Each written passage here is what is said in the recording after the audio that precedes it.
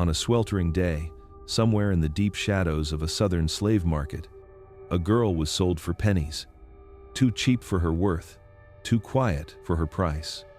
Her name was Lila, her eyes calmer than the anger around her, her silence too strange to be captured in words.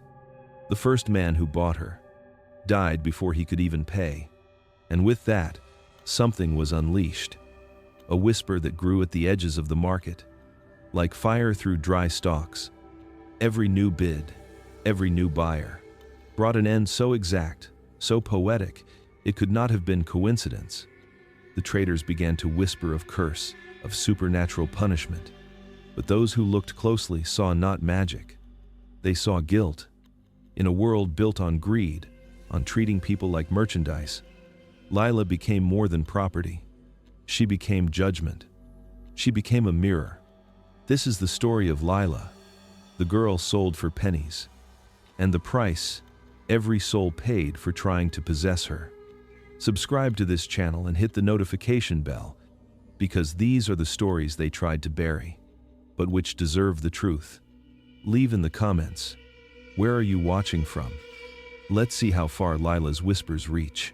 The morning sun spilled unevenly across the dusty streets of the southern town, glinting off the barrels, ropes, and weathered boards that formed the bustling marketplace.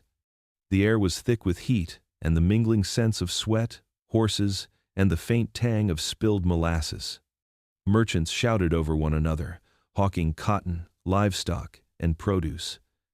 But the loudest calls came from the auctioneers, their voices harsh and practiced, trying to drown out the murmurs of the crowd.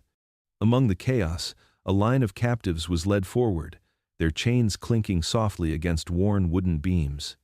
Lila walked with her head held just above the ground, small hands clenched at her sides, eyes wide but unnervingly calm. Even in the crush of humanity, she drew attention, not for beauty or innocence, but for something else.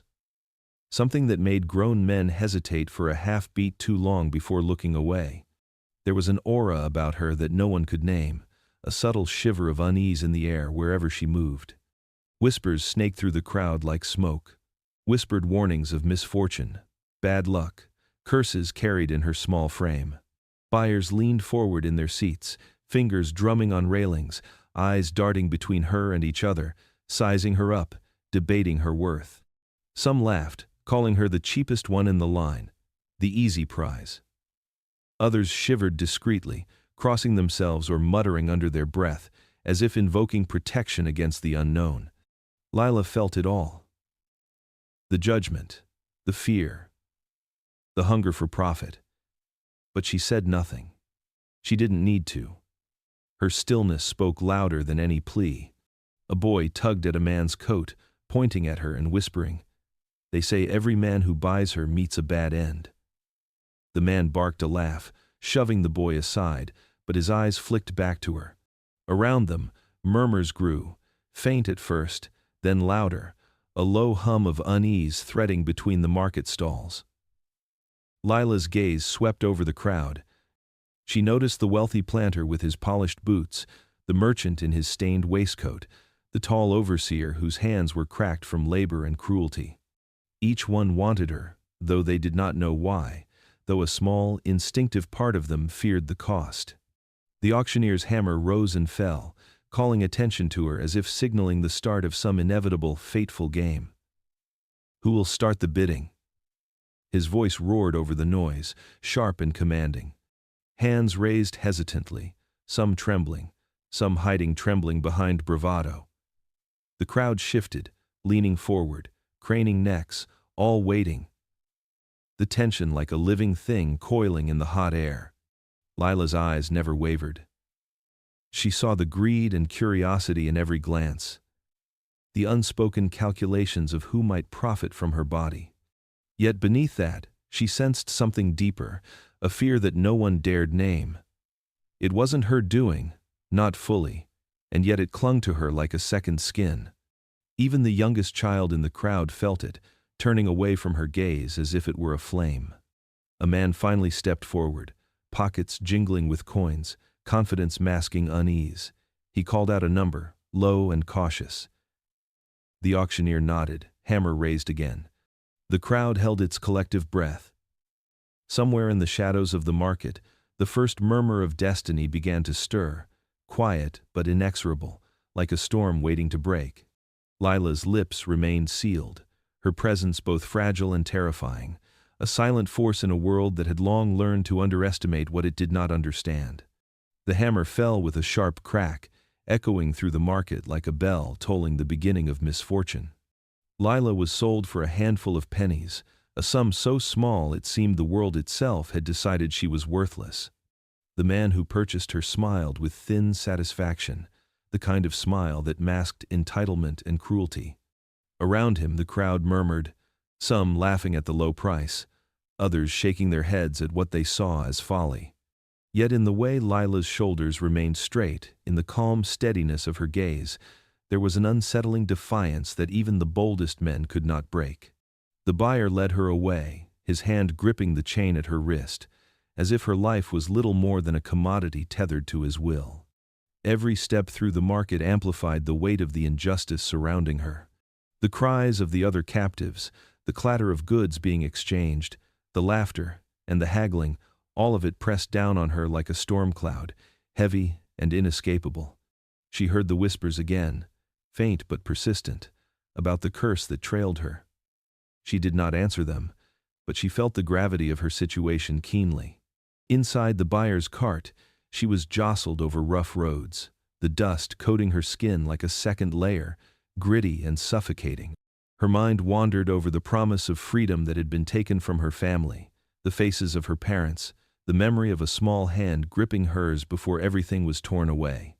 The injustice was not abstract, it was immediate, tangible, in the ache of her arms where the chains bit into flesh, in the ache of her spirit where the world showed its true face.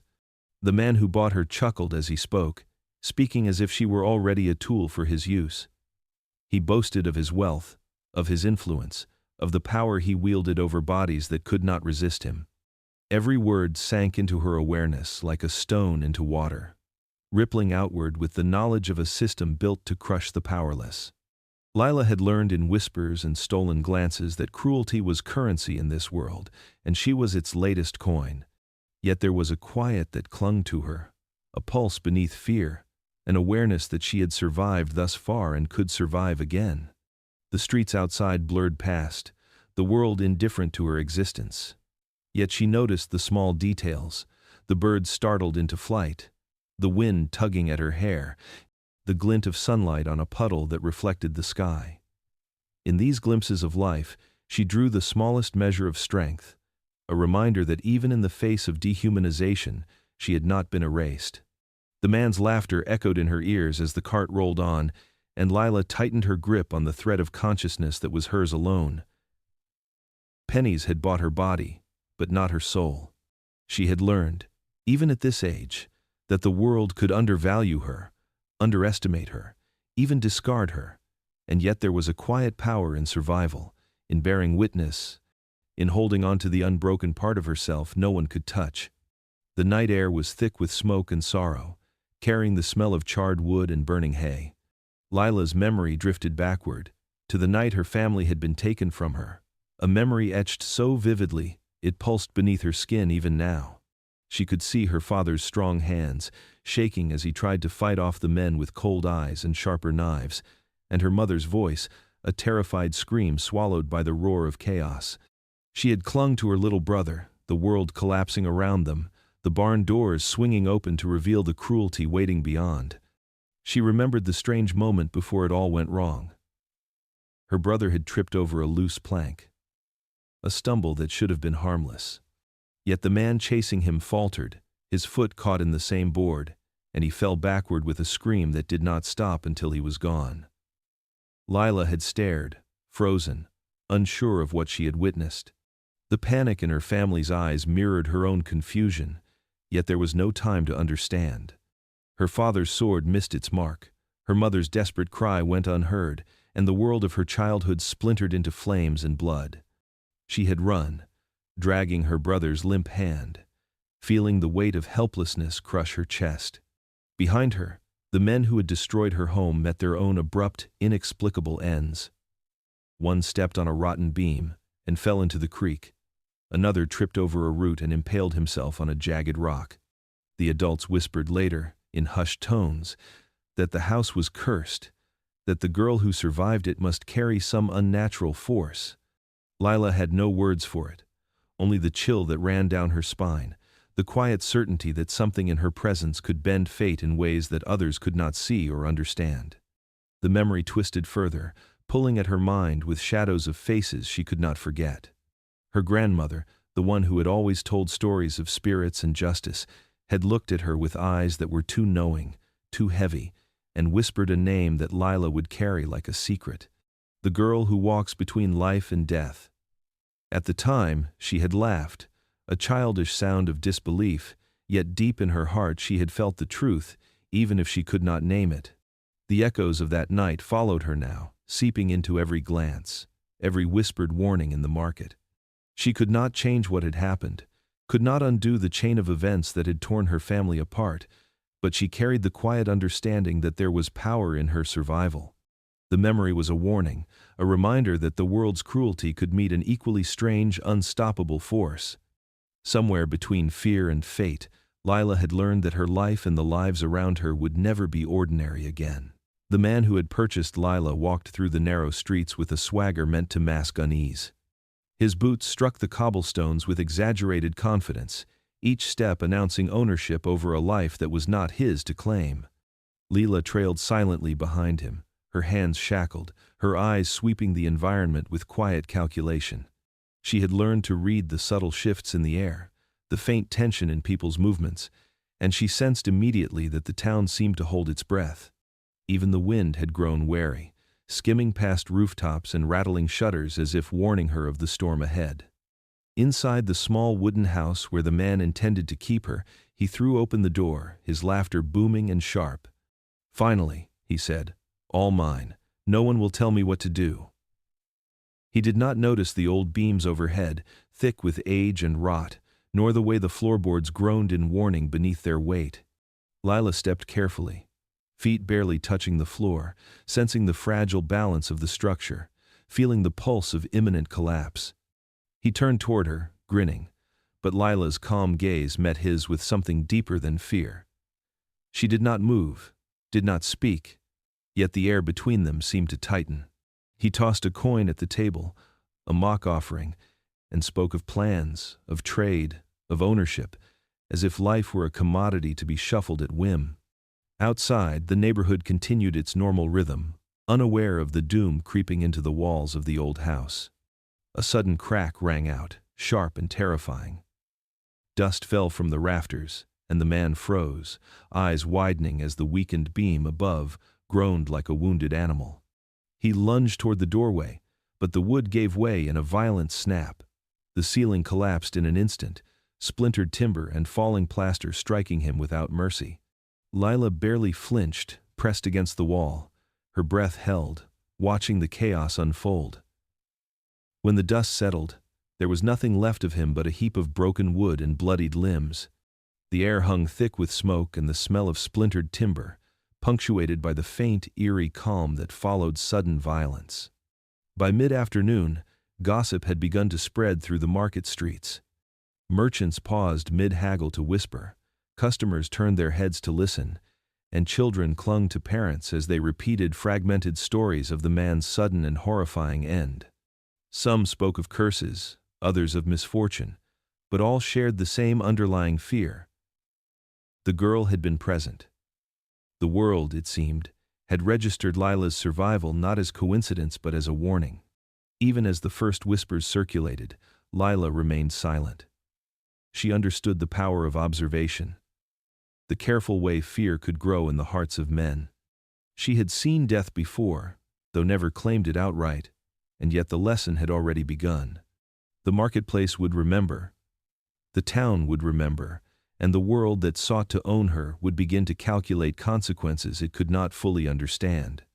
The market had never felt quite the same. The clatter of coins, the shouting of merchants, the scent of produce and sweat had all persisted, yet beneath it lay a current of unease, invisible but palpable.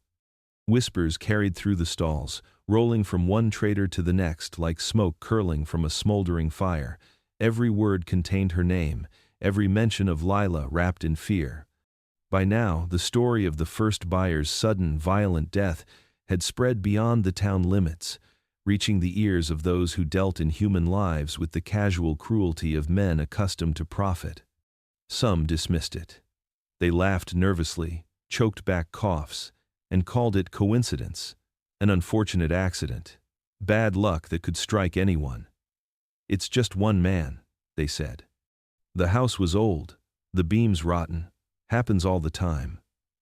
But even as they spoke, their hands trembled slightly, the confidence in their voices cracking like glass. A glance at the empty cart where Lila had once been sold was enough to make their stomachs tighten. There was something about her presence that refused explanation, a shadow that seemed to follow, watching and waiting. Other traders were not so willing to shrug it off. They crossed themselves, muttered prayers under their breath, and measured the spaces between themselves and the girl with caution.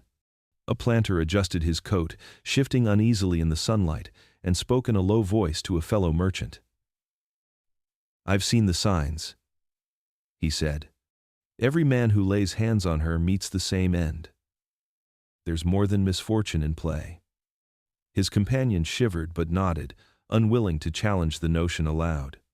The stories were growing too consistent to ignore, each new account a spark feeding a fire that had begun to crack through the hardened hearts of the town. Lila moved among them like a quiet storm, small and unassuming yet impossible to overlook. Children pointed at her, adults avoided her gaze, and even the strongest men found themselves hesitating, counting the risk of touching her, claiming her, or even crossing her path. Some traders whispered that she carried a curse, others that she was an instrument of justice, delivering punishment where the world had failed. No one could agree, yet all agreed on one thing: the girl could not be bought lightly. By midday, the tension had thickened to a near-visible haze. Buyers shifted uneasily in their seats, merchants kept hands close to their knives, and rumors spiraled into speculation about what fate might await the next man foolish enough to step forward. Every transaction slowed. Every glance toward Lila held weight. Every coin laid on the table seemed smaller, frailer, tainted with fear. The market had transformed, no longer a place of commerce but a theater of dread, where even the most confident souls questioned whether their fortune could survive her presence. And Lila, silent and observing, felt the subtle power that had begun to gather around her. She had not lifted a hand, not spoken a word, yet the world was already bending to the strange, inescapable gravity of her existence. The morning sun rose unevenly over the marketplace, casting long shadows that stretched like fingers across the stalls. Lila was led forward once more, her small frame moving silently among the chaos. The murmurs began immediately, a low hum of unease that wound through the crowd like smoke. Merchants paused mid-sale, traders lowered their voices, and even the children who had followed her with curiosity now glanced nervously at her presence. The story of the first buyer's death had not faded. It had grown, swelling with each retelling, and now it weighed on the entire town. When the auctioneer lifted his gavel, the crowd fell into tense silence. Lila's eyes swept across the gathered buyers, noting their hesitation, their uncertainty, the subtle tightening of jaws and twitching of fingers. Each man approached the bidding with caution, weighing superstition against greed. The first offer came slowly, the coin clinking weakly against the wooden rail, a fraction of what she had been worth before. Heads turned in shock, murmurs rippling outward, yet the buyer did not retreat. He was small in stature, but his eyes held determination, or perhaps denial of the warning that floated over the marketplace like a heavy fog. The next bid was lower still. A hesitant gesture, quickly retracted. Another man whispered to his neighbor, "She brings misfortune. You can see it in the air. You can feel it." The neighbor nodded grimly, though his eyes lingered on her, measuring her body and presence with a fearful curiosity. No one wished to speak the words aloud, yet all understood the implications. A life that should have been easily sold for profit had become a vessel of dread. Fear had entered the economy, subtle but potent, reshaping transactions, slowing commerce, and warping calculations of value. By mid-morning, the bidding had devolved into farce. Each offer barely touched the sum that would have seemed reasonable a week ago. The auctioneer's voice strained to maintain authority, but even he felt the undercurrent of tension pressing against his chest. His calls for higher bids fell flat, swallowed by the heavy weight of superstition that had settled over the market. Traders shifted uneasily, muttering about coincidence, bad luck, and curses. Coins were exchanged reluctantly, hands trembling slightly, the faintest trace of apprehension marking every motion. Lila remained still, her expression unreadable, her presence unyielding. She felt the fear radiating from the crowd, the careful calculations, the unwillingness to confront what they did not understand. And yet she also sensed something else, subtle and powerful, the awareness that she had survived this long, that the world's attempts to control her were faltering, that even the smallest gestures of greed carried risk. By noon, the final sale was concluded for a paltry sum, far below her true worth. The buyer left with her, uneasy, glancing over his shoulder, haunted by the knowledge that the world had already begun to shift around her. Lila walked silently beside him, small yet untouchable, a reminder that fear could bend the strongest hands and twist the calculations of those who believed themselves safe. The market, once a place of certainty, had been altered. Coins no longer measured value. Superstition did. In the quiet of his small office, the merchant sat hunched over a worn ledger, quills scratching against the paper in a rhythm both frantic and precise. The room smelled of ink and dust, sunlight spilling through the narrow window and a harsh, unforgiving line across the floor. He had started keeping the records reluctantly at first, drawn by curiosity more than fear, but as the list of names grew, so did the chill in his chest. Every man who had purchased Lila met an untimely, violent end, and the similarities were impossible to ignore. The first entry still haunted him. The man who had bought her for mere pennies, crushed beneath the collapsing beams of his own house. A swift and merciless end that seemed almost too precise to be accidental. The second entry told of a man who had mocked her in private, only to meet a fate in the river that mirrored his arrogance, drowning as he had laughed at life's unpredictability. And the third, a man who boasted of his wealth and cruelty, found himself impaled by the very tools he had hoarded for intimidation. As the merchant reviewed the growing ledger, he began to see the thread connecting these deaths. Each one reflected a poetic justice, a reflection of the buyer's own vices. The arrogance of the first, the cruelty of the second, the greed of the third all returned to them in twisted, ironic forms. The ledger, once a simple record of sales, had transformed into a grim chronicle of consequence, each entry a testament to a truth no one in the market dared speak aloud. He leaned back, quill hovering, and felt the weight of dread settle over him. Patterns did not lie, and this one was undeniable. There was a rhythm to the deaths, an invisible hand guiding events with a precision that could not be dismissed as coincidence. The townspeople whispered of curses and bad luck, but he understood that what they feared was more than superstition. It was judgment, carved not from law or authority, but from the presence of a girl they could neither own nor comprehend. The merchant's hand trembled as he wrote down the latest buyer, noting the man's arrogance and the casual cruelty with which he had handled the transaction. He paused, staring at the ink, as if it might shift and reveal the next event before it happened. The pattern was clear now, undeniable, and the realization pressed heavily against his chest. Every attempt to claim Lila brought not profit, but destruction. Each death a mirror of sin returned, a poetic verdict delivered in silence. Outside, the marketplace continued as if nothing had changed, yet the undercurrent of fear thickened with every passing moment. Lila moved among the shadows, quiet and watching, unaware of the ledger being written, yet fully present in the invisible web that spread around her. Each entry in that book was a warning, each pattern emerging from blood and misfortune, a testament to the force she carried with her simply by existing. Lila sat on the edge of the small bed in the corner of the cabin, the rough wood biting into her skin through her thin dress. The room was quiet, almost painfully so, save for the faint scratching of rats behind the walls and the occasional creak of the floorboards beneath the buyer's restless steps. Her eyes, dark and wide, stared at the floor, tracing the knots in the wood as if they held answers she could not speak aloud. She could feel it, the strange pulse that seemed to cling to her, a force she neither invited nor understood, yet one that had already claimed more lives than she could count. Her hands trembled slightly, the memories of the men who had died lingering in her mind like shadows that refused to fade. She could picture the collapsing beam, the river that swallowed the mocking merchant, the impalement of the man who hoarded his tools with cruel intent. Each death replayed itself in fragmented visions, vivid and unrelenting, yet it was not just their ends that haunted her. It was the knowledge that she had been there, present, untouched, and somehow connected. She could not explain why it had happened, could not comprehend why fate seemed to bend around her in such violent, precise ways. A soft shiver ran down her spine, and she pulled her knees closer, wrapping her thin arms around them. Guilt gnawed at her, a quiet, insistent ache. Was she responsible?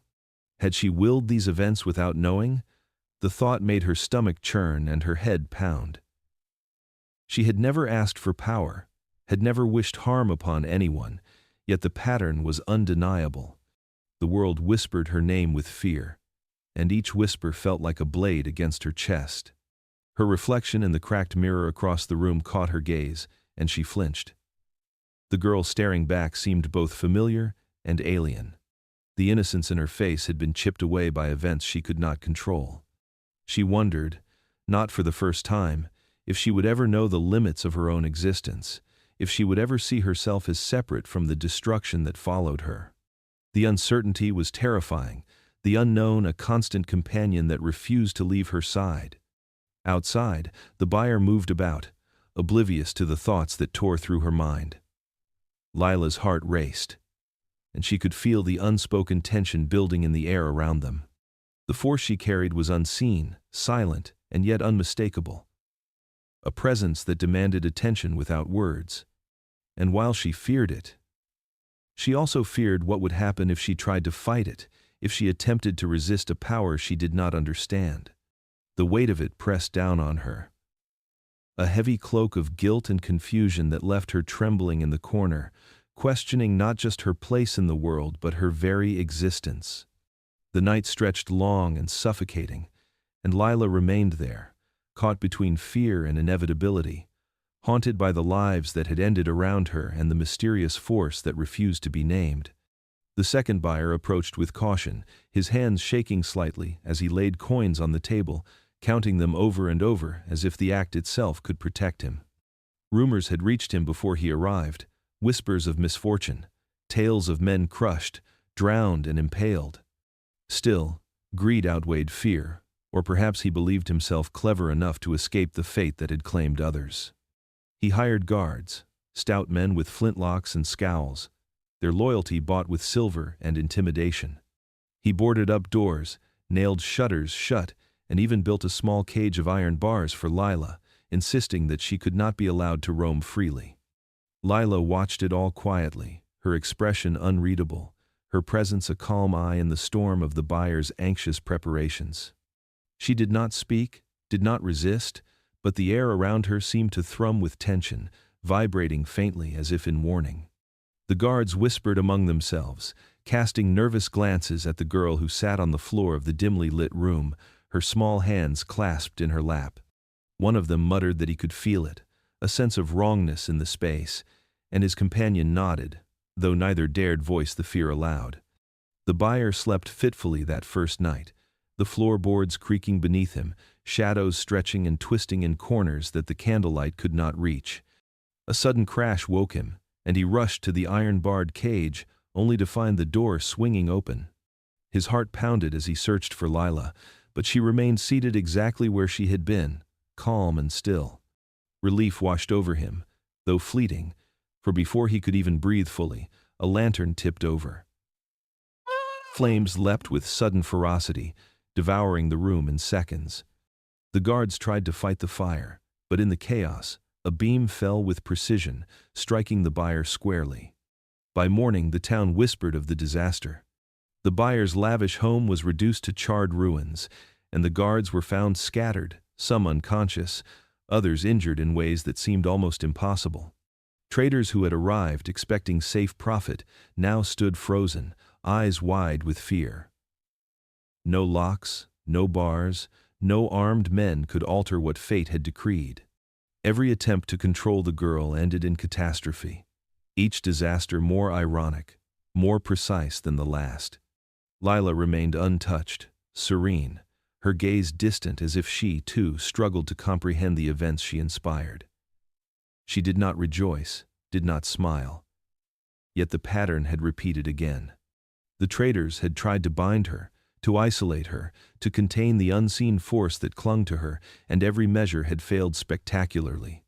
Fear spread like wildfire through the market and beyond, infecting minds that had once measured her as mere property.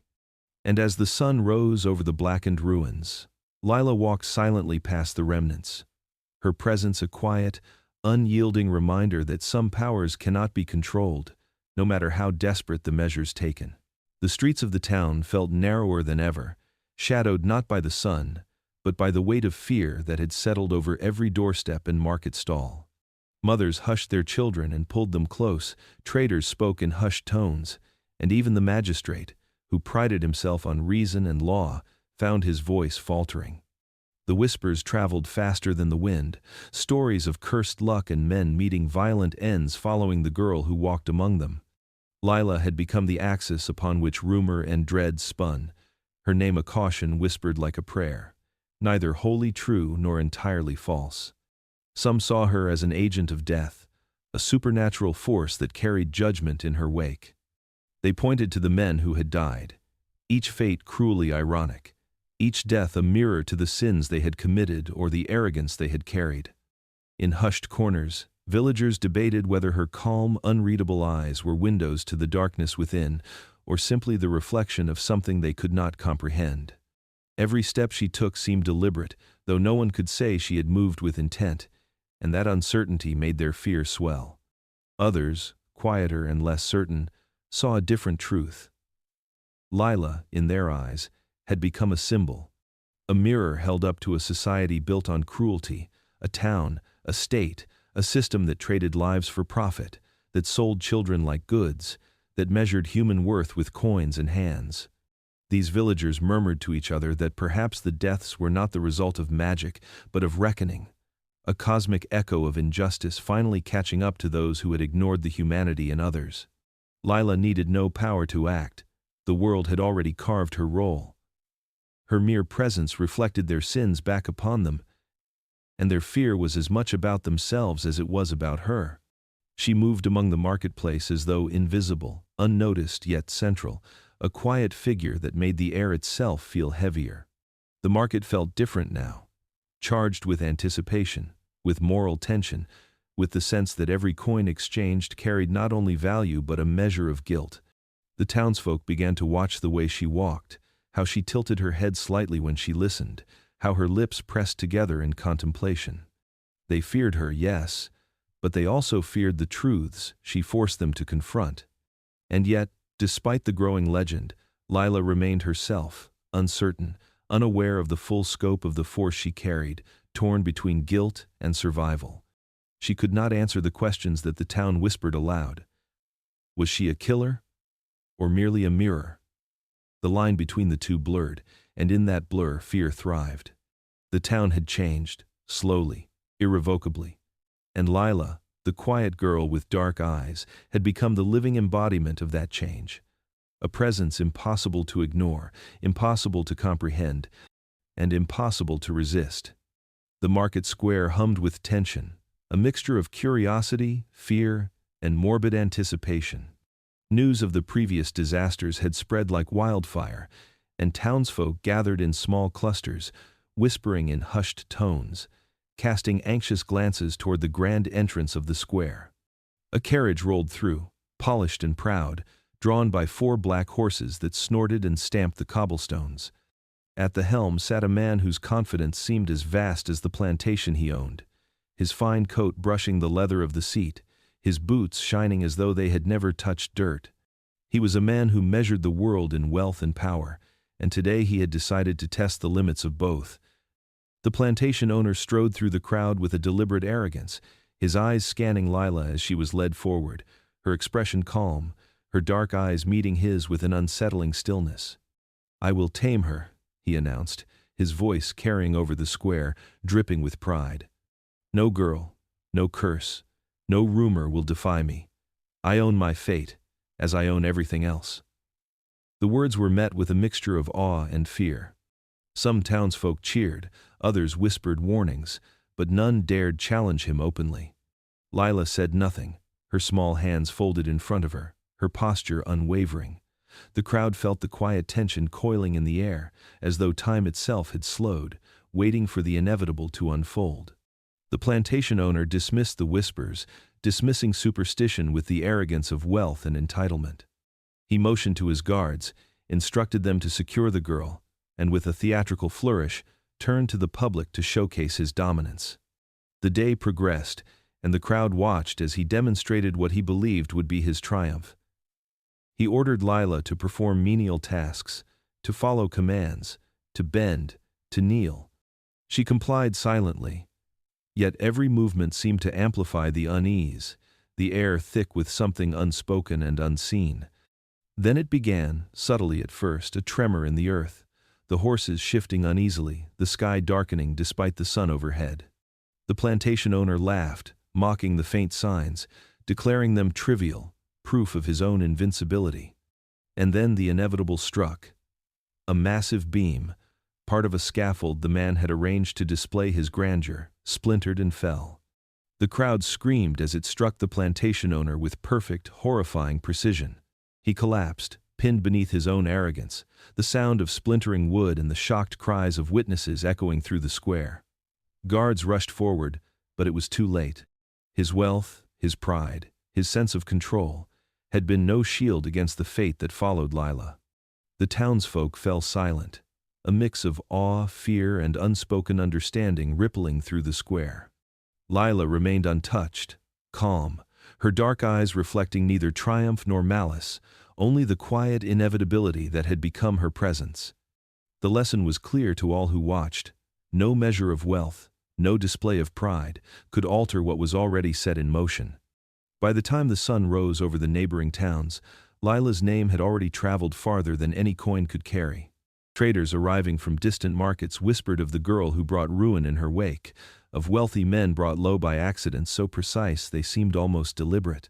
Each tale grew taller with retelling, embroidered with fear, awe, and speculation, until the lines between truth and rumor blurred. The marketplace became a theater of hushed debates, with men and women exchanging stories in corners, eyes darting to every shadow, every child who moved too quickly, every dog that barked too loudly. Some spoke with certainty, claiming she was cursed, a dark spirit bound in flesh, sent to punish greed and arrogance. They recounted each death as proof, each coincidence as confirmation of an unseen hand guiding fate. Farmers who had once traded casually now crossed themselves before discussing her, and innkeepers refused to accept travelers who carried tales of Lila, worried that even the whisper of her name might bring misfortune to their doors. The superstition had grown into a force of its own, shaping behavior and commerce as surely as any law or ordinance. Others argued with a more cautious logic, suggesting she was chosen, perhaps not by demons, but by justice itself. In this interpretation, Lila became a mirror, a reflection of society's cruelty toward those who could not defend themselves. Children sold, families torn apart, men wielding power over those weaker than themselves, all were seen in the lens of her presence. These voices suggested that the girl was less an agent of evil than an unavoidable reckoning, an embodiment of the consequences long ignored. The morality of her existence became a topic of endless debate, each opinion tempered by fear and awe. Merchants began to hesitate before entering markets, wondering whether to risk the coin or the curse. Families whispered to each other about avoiding roads that passed through towns where she had been seen. And while Lila herself remained quiet, her calm presence only amplified the tension. To witness her was to feel the weight of the unknown pressing against every breath, to sense that the world had shifted in ways no one could explain. As the rumors spread, traders from the furthest reaches of the region began to plan their own precautions, hiring guards, reinforcing stalls, and whispering prayers over ledgers and coins. Fear had become contagious, growing faster than any disease, infecting even the most skeptical minds. And yet, through it all, Leela moved silently, observed yet untouched, her dark eyes reflecting a world that could neither control her nor fully comprehend the quiet force that had made her presence impossible to ignore. The air in the town thickened with greed and desperation, a fevered tension that could be cut with a knife. Merchants from far and wide arrived, their pockets heavy with coin and their minds heavy with ambition. Each believed they could outsmart the girl, bend fate to their advantage, and claim a fortune that others had failed to secure. They whispered of promises and threats, of clever schemes and iron will, convinced that reason and cunning could defy what the town had begun to call her curse. One trader approached first, smiling with false warmth, offering Lila food and comfort, speaking of a gentle home where she would be treated as a daughter rather than property. He promised her a life of safety, laughter, and kindness if she would only come willingly. Lila listened quietly, her expression unreadable, her eyes reflecting an innocence that belied the growing storm. The man left with a smug certainty, certain that his charm had worked, only to be found the next morning crushed beneath a wagon that had toppled inexplicably as he crossed a bridge. The townsfolk whispered that the ground itself had conspired against him, a poetic justice delivered with chilling precision. Another attempted coercion, sending his men to intimidate her with whips and threats, insisting that fear would force compliance. He circled the cage where she sat, barked orders, and mocked the rumors as superstition, but within hours, his mansion burned, flames erupting in patterns that mirrored his own cruelty. The men he had sent to guard him fled in panic, some injured, some lost entirely, while the owner's life ended as if the fire itself had judged him. Even those who sought to exploit her for their own social gain failed spectacularly. A wealthy merchant offered Lila for coin and influence, flaunting her as a prize to curry favor with powerful men. Invitations to feasts and ceremonies became scenes of catastrophe, tables collapsing, chandeliers falling, and witnesses injured or terrified into silence. No matter the method, no matter the intention, tragedy followed every step, every transaction, every attempt to claim profit from her presence. Lila remained untouched, her calm a counterpoint to the chaos that surrounded her. She did not act with malice, did not revel in the misfortune, yet her presence magnified the consequences of greed, cruelty, and hubris. Each merchant left humbled, frightened, or dead, and the town began to realize that profit could not conquer the unseen force she carried. Fear deepened, mingling with awe, and the story of Lila spread, carrying with it the lesson that some things cannot be owned, some fates cannot be bargained for, and some presences demand respect, whether understood or not. The night air was heavy with a silence that felt almost sacred, broken only by the distant hoot of an owl and the soft rustle of leaves in the wind. Lila sat alone in the small, dimly lit room that had become her temporary holding place, her hands clasped in her lap, her dark eyes fixed on the flickering candle that cast dancing shadows against the walls. Each shadow seemed to echo the chaos that followed her, each flame a reminder of lives claimed and dreams shattered. The weight of it pressed upon her chest, a suffocating mix of guilt, confusion, and fear. She had begun to wonder if she had a choice, if she had any control at all. Every death, every misfortune that had touched those who sought to claim her, haunted her thoughts. Was it her doing, a curse she carried unknowingly, or merely a reflection of the cruelty and hubris of those who tried to dominate her? Each possibility was equally terrifying, yet each demanded her attention, forcing her to confront questions she had never dared ask. Her mind drifted back to her family, to the fragmented memories of a home torn apart by forces she barely understood. Faces, voices, and faint scents filled her senses, blending with the present to form a tapestry of loss and sorrow. She remembered the fear in her mother's eyes, the stern pride of her father, and the quiet resilience of her siblings. Was her existence a punishment for a past she had no memory of, a gift meant to wield justice in ways she did not comprehend, or simply a mirror reflecting the darkest truths of human nature? The thought made her shiver. Outside, the town slept uneasily, unaware of the storm that brewed not in the streets, but within the mind of a single girl. Lila's presence had shifted everything, but it was the internal reckoning, the silent struggle with her own identity, that had begun to shape her more profoundly than any external force. She felt the tension between innocence and consequence, between survival and morality, pressing her to understand the nature of the power she carried. Her heart ached with the knowledge that no explanation would come easily, that answers might never arrive in the form she desired. And yet, in the quiet moments before dawn, Lila realized that the question itself, the search for understanding, the moral reckoning, was a form of agency. Even if she could not control the consequences of her presence, she could confront the weight of them, face the mirror of human cruelty, and begin to navigate a path through a world that had made her both feared and revered. In that stillness, a fragile determination took root, a recognition that she could not escape the shadows around her, but she might learn to walk among them with eyes wide open, unflinching and aware. The reckoning had begun. The marketplace had never felt so still. Even the wind seemed to pause, holding its breath, as if the world itself anticipated the arrival of something long feared, yet not fully understood. Merchants peered through the windows of their stalls, hands gripping ledgers, knives, and coins, as though these simple objects could offer protection. Whispers rippled like a frayed rope among the townsfolk, their eyes flicking toward the horizon where a single carriage moved with a deliberate, almost menacing pace.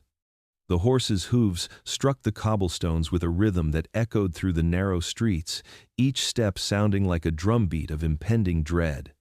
Inside the carriage sat a man whose presence seemed to draw darkness into the light.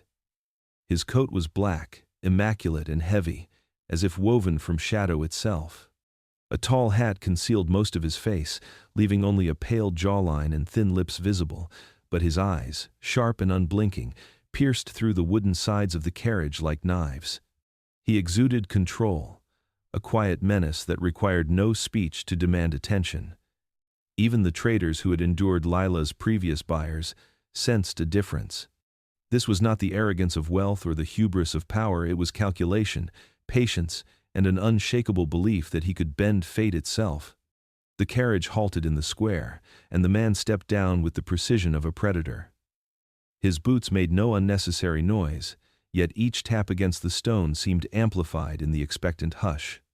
Townsfolk shrank back, instinctively aware that this was no ordinary bidder. He approached Lila with a slow, deliberate confidence, as though measuring the distance between them and the weight of the consequences he might incur. He spoke, his voice smooth and deliberate, carrying across the square without a hint of urgency. "I understand the nature of what surrounds you," he said, eyes never leaving hers, "and I am willing to pay the price that others could not fathom." His words sent a shiver through the crowd. The previous buyers had been greedy, arrogant, careless, yet they had met their ends swiftly. This man, by contrast, seemed to embrace the risk, almost welcoming it, and the thought chilled those who watched. He spoke with a conviction that suggested he had spent years studying tales, patterns, and misfortune, believing that knowledge could master what no coin or chain had ever controlled. Lila's gaze remained steady, her hands still at her sides. She did not flinch, though her heart beat with a mix of curiosity and unease. She could feel the weight of his presence pressing against her own mysterious, unspoken power, a silent tension growing between them. The town held its collective breath. Some whispered prayers, others muttered curses, and a few, more daring, held their tongues in awe. The man's intention was clear. He would not be deterred by fear or superstition. He would attempt to seize control, to test the limits of the girl who had already defied every expectation, who had turned fortune and death into a spectacle no one could ignore.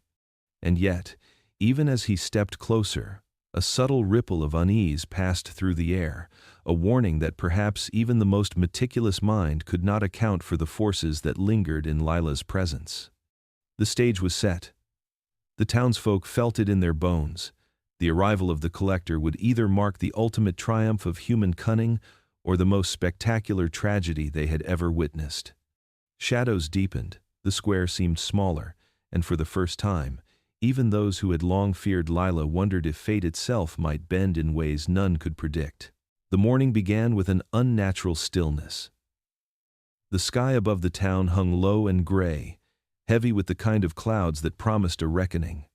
People avoided the marketplace, their curiosity eclipsed by the dread that had taken root overnight.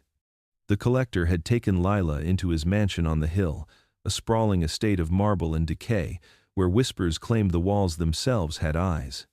For hours, nothing stirred beyond the tall iron gates, and those who dared to look swore they could hear faint cries carried on the wind, like echoes from another world. Inside, the collector moved through his grand home with the confidence of a man certain that he had conquered fate. He ordered his servants to prepare a lavish banquet, as if to celebrate his victory over superstition. Lila sat silently at the far end of the dining hall, her wrists unbound, her eyes steady on the flickering light of the chandelier above. The collector raised his glass and spoke of power, of control, of destiny bowing to the will of man. He boasted that he had studied curses his whole life, that every legend had a flaw, every myth a weak point. "There is no curse," he declared, voice echoing through the empty hall. "Only the fear of men too weak to command their own fate." The chandelier trembled. A single droplet of wax slid down its candle and hissed when it hit the table. Lila did not move, but the faintest curve touched her lips, not a smile, not quite. The collector's arrogance filled the room like smoke, and though his servants tried to hide their unease, their hands shook as they poured wine and cleared plates. One by one, they found excuses to leave, their footsteps echoing down the corridors like warnings left unanswered. By nightfall, the mansion began to change. A strange heat pulsed through its walls, as though the house itself had begun to breathe.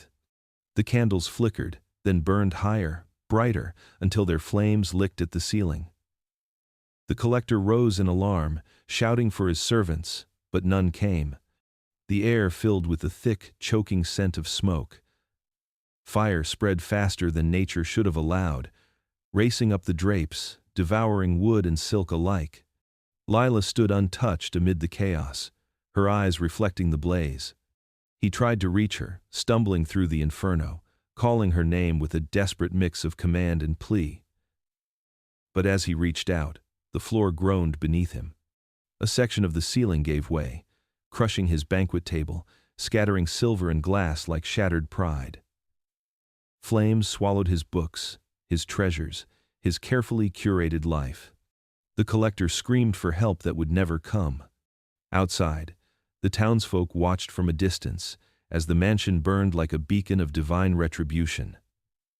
Some crossed themselves, others whispered prayers.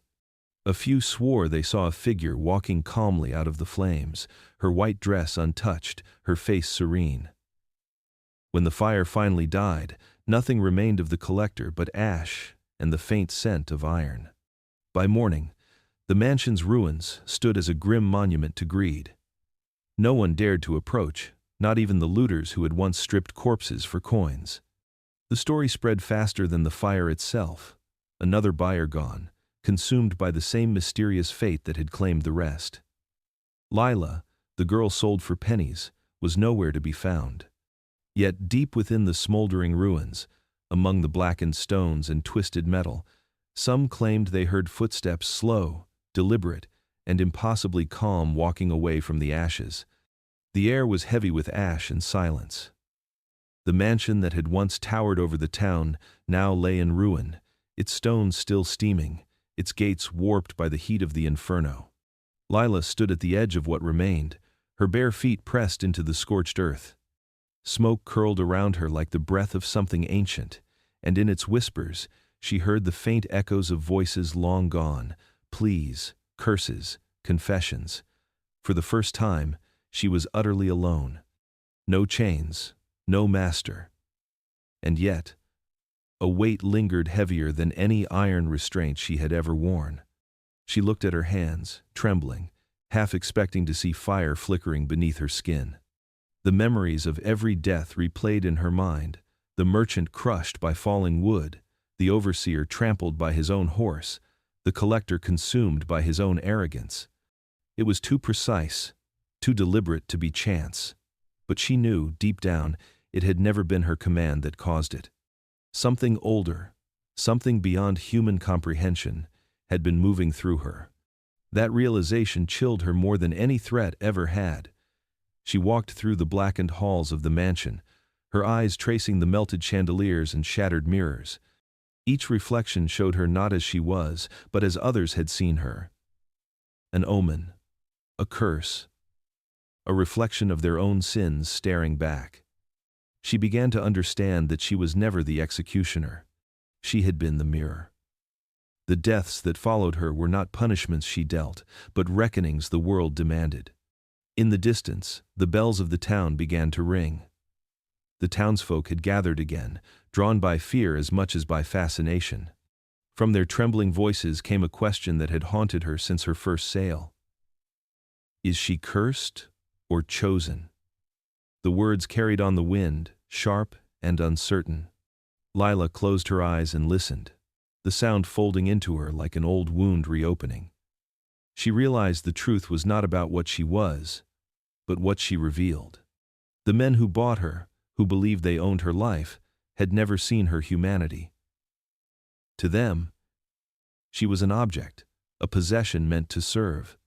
And yet, each of them faced death that mirrored the cruelty they had inflicted. She knelt beside the ashes and touched the ground. Beneath her fingers, warmth pulsed like a heartbeat. It wasn't hers. It belonged to the world itself, the same world that had watched her suffer in silence, that had turned its back on compassion and replaced it with profit.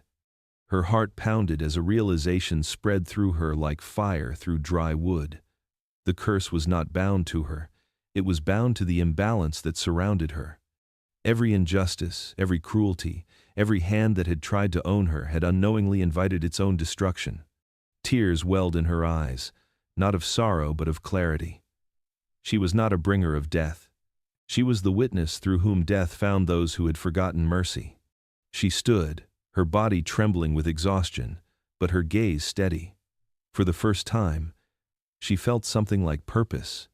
As the sun broke through the smoky clouds, its light painted the ruins in gold. Leela stepped forward, her shadow stretching long behind her. Somewhere, deep in her chest, the fear that had ruled her life began to dissolve. In its place grew a quiet defiance, a spark that whispered of something greater than vengeance, justice. The town would never understand her, nor would they ever stop fearing her. But Lila now understood herself. She walked toward the road leading away from the ashes, the wind carrying with it the faint sound of whispers, some in awe, some in dread. Whatever awaited her beyond those hills, she would face it not as a slave, not as a curse, but as the living reminder that the sins of men never go unanswered.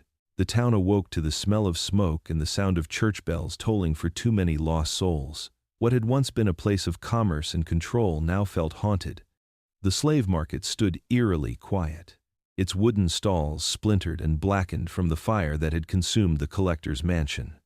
The traders who remained whispered among themselves, their eyes darting from shadow to shadow, as if death itself lingered in the alleys. Fear had become their new currency. The townsfolk avoided one another's gaze, burdened by a collective unease they could not name. Some believed the girl had fled, taking the curse with her. Others swore they saw her wandering near the cemetery at dawn, her silhouette framed by the rising mist. No one dared to speak her name aloud. Yet, whether she remained or not, the effects of her passage were undeniable. The merchants who had once grown rich off suffering began to unravel. One lost his voice overnight, and could no longer call out bids. Another found his prized stock dead without reason, their pens untouched, their bodies rigid with terror. Superstition spread like wildfire, salt scattered across thresholds, iron nails driven into doorframes, prayers whispered into empty rooms. Church pews filled, but no sermon could quiet the dread that gripped every heart. The mayor called for an emergency gathering in the courthouse, demanding order, demanding reason. The traders filled the room, sweating under their coats, their fear masked with arrogance. "We are being punished for nothing," one barked. "This is the devil's work. Not our own. But as the words left his mouth, the floorboards beneath him groaned, then split, sending him crashing into the cellar below. The silence that followed was unbearable. No one moved to help him. That was when guilt began to show its face. Quietly, it crept into their minds, whispering the truth they had all refused to confront. For years they had traded lives like goods, assigning prices to souls and pretending it was business, not cruelty. The town's wealth had been built on pain, and now the foundation trembled. In the marketplace, where buyers once haggled and laughed, the air was now heavy with shame. The stalls remained empty, the auction block abandoned. Mothers hurried their children past the square, warning them never to linger there after sunset. The officials tried to bring back order, sending patrols and offering rewards for anyone who could find and destroy the cursed girl. But each man who set out to hunt her met with a misfortune so specific, so poetic, that it was impossible to ignore the pattern. A sheriff who had once sold a family for gambling debts was found lifeless beside his own barn, the same rope he had used to tie others now coiled around his neck. A preacher who had justified slavery from the pulpit choked on his own sermon before his congregation. The town began to realize that this was not coincidence, nor simple vengeance. It was something larger, a reckoning that spared no one. As the days passed, the marketplace rotted in silence. Vultures replaced traders. The coins that once clinked with power now rusted in abandoned tills. The town had become its own warning, a testament to greed and cruelty devouring themselves. And somewhere beyond the fields, beneath a sky bruised with storm clouds, Lila walked alone. The world was changing in her wake. What the town saw as punishment, she now understood as balance. For the first time in its history, the market of human misery had been forced to pay its price. The rain came softly at first, washing the ashes from the streets, cleansing the filth that had soaked into the soil for generations. The market that once echoed with the cries of the chained now stood deserted, its wooden stands collapsing beneath their own decay. The scent of smoke still lingered in the air, but beneath it was something new: freedom. For the first time in years, the wind carried no commands, no auctions, no screams. Only silence, vast and unbroken. Lila walked through what remained of the square, barefoot, her feet brushing against puddles and scattered coins that no one dared to pick up. The chains that had once bound her wrists were gone, melted in the last fire as if the earth itself had rejected them. She wore a tattered cloak she had taken from an abandoned stall, and though it offered little warmth, she held it close as if it were armor against the eyes of a world that had feared her. Every step she took felt like walking through memory faces, voices, laughter, pain all fading into the mist behind her. No one stopped her this time. Those who caught sight of her from their windows only whispered and crossed themselves. To some, she was the devil's child. To others, a spirit sent to balance the scales. But in every whisper, there was one shared truth. No man owned her anymore. The girl once sold for pennies now carried a weight that no amount of gold could match. As she passed the edge of town, she saw what greed had left behind. The once grand plantation houses now stood empty, their owners dead or fled, their fields overgrown. Workers who had once toiled beneath the lash now stood uncertain in the dawn, free but unsure what freedom meant. Some bowed as she passed, not out of fear, but reverence. Word of her had already become legend. They spoke of her as a sign that justice, though slow, had finally found its way into the world. Lila stopped at the old river crossing where her story had begun. The same bridge where her first buyer had met his fate still stood, warped but unbroken. She stared at the water below, its surface dark and restless, and for a moment she saw her reflection ripple. It was no longer the frightened child sold like an object. It was something older, wiser, tempered by fire and sorrow. The curse, if it had ever truly existed, no longer clung to her. She was not an omen of death now, but a reminder of consequence. As she stepped onto the bridge, thunder rumbled in the distance, and the sky opened. The rain came harder, blurring the world around her, until all that remained was the sound of water and her heartbeat. With each step, her fear washed away. By the time she reached the other side, the storm had softened to a whisper. Behind her, the town faded into gray. Ahead, the path wound through the forest, alive with the sound of cicadas and wind. Some said she vanished that day, swallowed by the woods. Others claimed she was seen in distant towns, helping the lost and punishing the wicked. Whatever the truth, her name lived on, spoken softly in places where cruelty once ruled.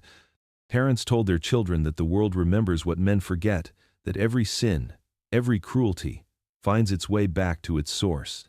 And somewhere beyond the horizon, Lila walked on, free at last, her story no longer written by others but carried by the wind, part ghost, part myth, and wholly human. The years that followed blurred into myth. The town that once thrived on human misery fell silent, swallowed by vines and time. Its market stalls rotted away. Its coins rusted to dust, and its people scattered, each carrying a shadow of what had happened there. Yet even as the place itself vanished, the story of the girl who had been sold for pennies refused to die. They whispered it around fires and in fields, in hushed tones meant to keep the tale alive but never summon it close. Some called her an angel of vengeance, others a spirit of sorrow.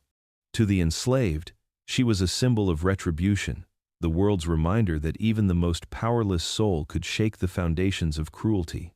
To the guilty, she was a warning carved into memory, proof that the sins of man never truly stay buried. Generations passed, and the legend evolved. Mothers told their children that when injustice grew too heavy, when greed and cruelty spread unchecked, the earth itself remembered. It took form, sometimes in storms, sometimes in fire, sometimes in a young girl with sorrowful eyes who walked unafraid through the ruins of the wicked. Her name was spoken with reverence and fear, Lila, the girl who carried death and mercy in equal measure. Scholars and priests debated whether she ever existed at all. Some claimed she was a fabrication, a moral story born from guilt, created by those who needed to believe there was a reckoning for the evil they had done. Others argued that she had walked the earth, her story written not in words but in consequence. Whatever she was, her presence lingered in the world like an echo that refused to fade. In one surviving document, found years later in the remains of the courthouse, a traitor's trembling handwriting revealed a confession. "I saw her eyes," it read. "They were not cruel, nor human. They saw through me. In them, I saw everything I had taken from others. It was not she who cursed me. It was the truth I had long refused to face." That note became the last known record of the market and the town's collapse. A final testament to a reckoning no one could escape. As centuries turned, the land reclaimed what men had once stained. The trees grew thick around the ruins, their roots wrapping around stone and iron, nature's quiet reclamation. Travelers who passed through swore they could hear faint weeping at dusk, or the sound of chains breaking beneath the soil.